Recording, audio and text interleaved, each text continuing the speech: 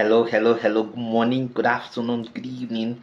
Welcome to my channel. My name is Ogbanje Joseph. Please subscribe to this channel, share, like, as well as drop a comment on the comment section. So, we are looking at strands of political ideology this day, and the strand that we're looking at today is communalism.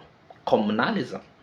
Now, the term, the term communalism was first used in 1871 by a libertarian sociologist, also socialist, libertarian socialist, Murray Bookchin, as a political system to complement its environmental philosophy of social ecology.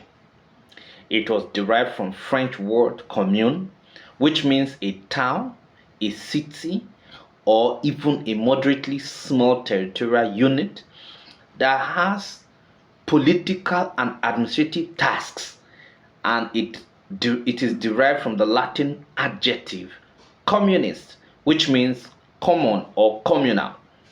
Now, it refers to local government and local authorities, or what is usually known as municipality in English. Ideology of communalism is concerned with a communal living where people have mechanical solidarity.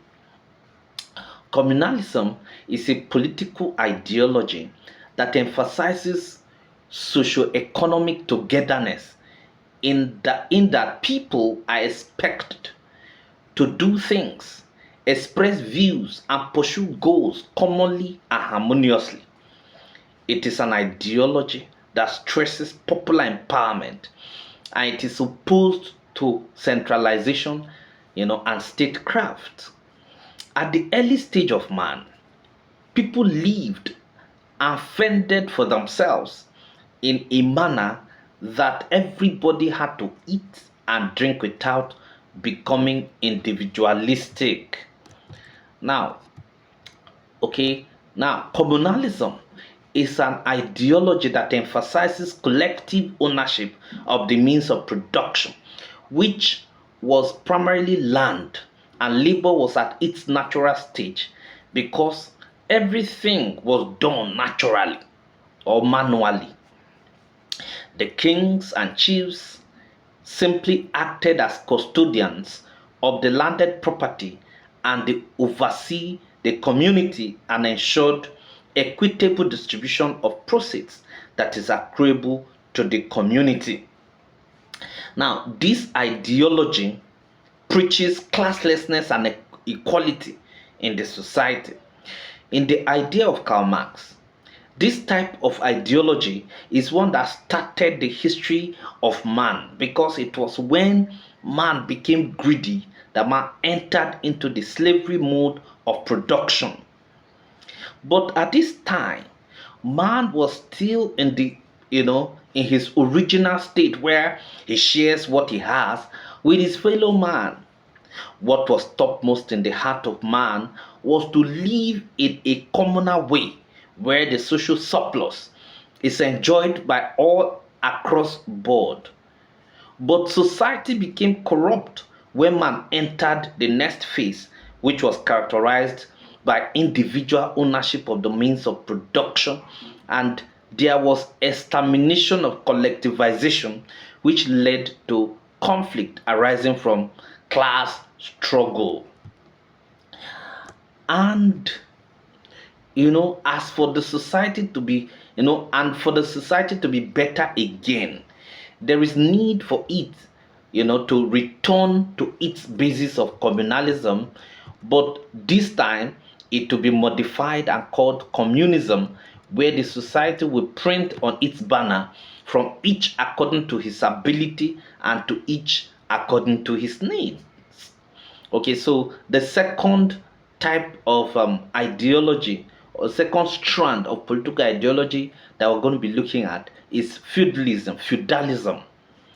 Now, there is no broadly acceptable definition or accepted definition, okay, of the concept of feudalism. However, the adjective feudal was coined in the 17th century, and the noun feudalism was used in the 19th century in political and propaganda context. And by 20th century, Francois Louis Ganshoff published a book called Feudalism and defined the concept as a set of reciprocal legal and military obligations among the warrior nobility, revolving around three concepts of lord, vassals, and fiefs. The lord held land, vassals were people who were granted possession of the land by the lord, and land was known as fief. So in exchange for the use of fief, which is the land, and the protection of the lord, the vassal will provide some sort of service to the lord. Before a lord could grant land, which is the fief, to someone, he had to make the person a vassal.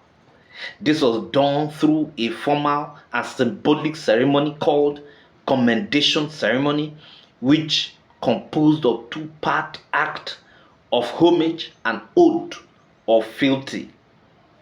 During the homage, the lord and vassals entered a contract which the vassal promised to fight for the lord at his command, while the lord agreed to protect the vassal from external forces. Fealty denotes fidelity, which the vassal pledged, to the lord. Now, feudalism is a political and economic system of, in a political and economic system of Europe from the 19th, to about 15th, from the 9th to about 15th century, was actually based on the holding of all land in fief or free and resulting relation of lord to vassal, and characterized by homage, legal and military service of tenants, and the forfeiture. It is an ideology that was basically concerned with how the landed property of the community was used. Under this kind of arrangement, we have the feudal lord who appropriates the community land to himself and gives part of it to serf or vassals, who in turn give it out to the commoners who work on the land and pay rent to him. The vassal will in reciprocity pay homage to the lord and protects him militarily. The society, according to this type of ideology, is stratified between the class of the have and the have-nots. The haves are the landowners or the feudal lords, while the have-nots are the serf or vassals. The ideology of feudalism is inextricably tied around land and landed property. This means that land was the in thing in the society. Without land, humans are considered to be nothing, because the dignity and status or worth of a man is the amount of land and landed property he can acquire. That was why the vassals will remain loyal and cannot protest against or revolt, because doing so will mean presenting a front that will attract poverty and penury. For the serf or vassals to be worthy of owning land, they must conduct themselves in a manner that is worthy of praise by the lords. Karl Marx declared feudalism as the economic situation coming before the rise of capitalism. For Karl Marx, what defined feudalism was the power of the ruling class, that is the aristocracy, that is rested on their control of the arable land, leading to class society based upon the exploitation of the peasants, who formed these lands, who found these lands typically under serfdom. He was of the view that this was the stage that immediately came after slavery and before capitalism, but died a natural death, you know, because of antagonism inherent in the system, occasioned by an unending class struggle, between the vassals and the lords. But with industrial revolution, that swept round the world, feudalism gradually faded away, giving way for capitalism. Thank you very much.